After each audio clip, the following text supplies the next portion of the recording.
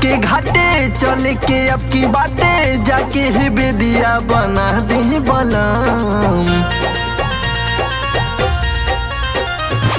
छठी माई के घाटे चल के अब की बाटे जाके ही बेदिया बना दे बलम। कह दी देवर जी से लाद समनावा करे के बाटे छठी माई के परब। कह दी देवर जी से लाद समनावा करे के बाटे छठी माई के परब।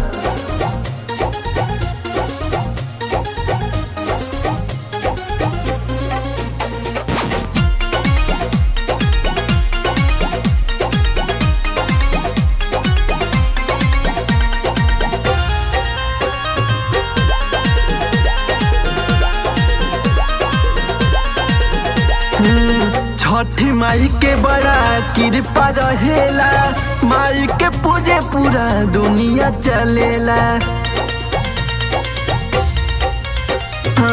अब के साल हमहू कोसिया भराइब, सूरज देव के घाटे अलख जगाइब। फलवा मांगा दी रउआ दौरा सजा दी रउआ करवा दी पूरा तैयारी बना। कह दी देवर जी से लाद समनावा करे के बाटे छठी माई के परब। कह दी देवर जी से लाद समनावा करे के बाटे छठी माई के परब।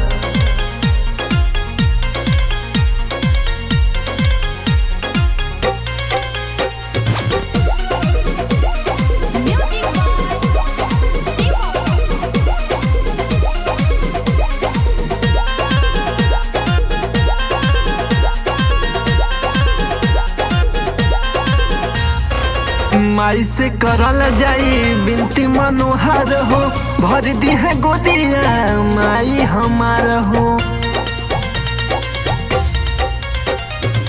प्रिंसिपल दो के माई रखी है ख्याल हो, नीरज बनमुआ संगे आई बहुत साल हो। कृष्णा देवर चले माथे पे दौरा धले, माई से करल जाई अरद। सैया जी रउआ ले ली उखिया करे के बाटे छठी